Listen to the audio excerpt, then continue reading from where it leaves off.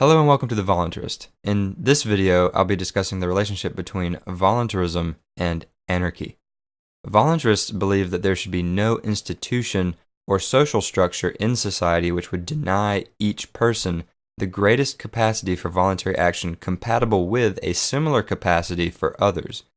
So if we think about something mundane like choosing who to date, a voluntarist would say that each person should be allowed to freely accept or reject suitors as well as pursue the affection of others.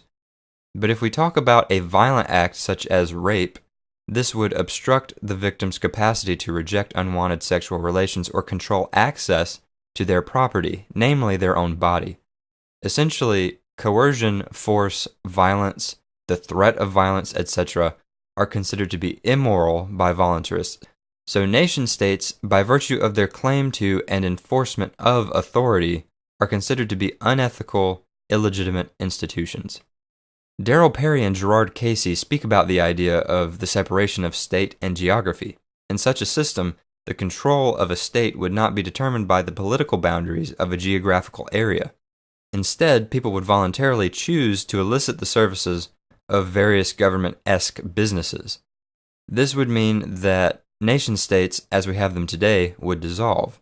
Instead, we would be left with a polycentric society governed by many businesses competing on the free market rather than a central coercive entity. Such businesses would be dispute resolution firms, security agencies, and so on.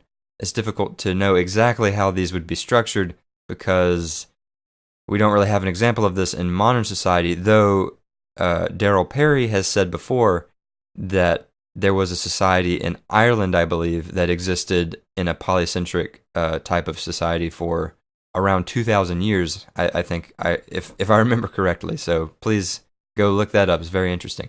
Many anarcho-capitalists would say that replacing government with these voluntarily adopted entities would bring us into an effective state of anarchy due to the lack of a coercive central government. But I'm not so convinced. These dispute resolution firms and security agencies would still act to enforce societal laws and settle disputes between citizens in a manner similar to the nation-state, minus the forced association. Therefore, just because they are privately owned and voluntarily patronized, it doesn't necessarily mean that no government would exist. If you define government as a public institution with claims to a monopoly on coercion and force to be used against all people within a given geographical area, then a polycentric society would be anarchy by that definition, because no such institution would exist. And that's fine if that's your definition. However, I recognize that privatizing modern roles of government would create private entities which would essentially work to govern society and maintain order simply by their function of enforcing some type of laws. Privatization would reduce the state to mere businesses competing on the free market to protect their customers, but the functionality of a governing body or governing bodies would still remain. Well, that's all for this one.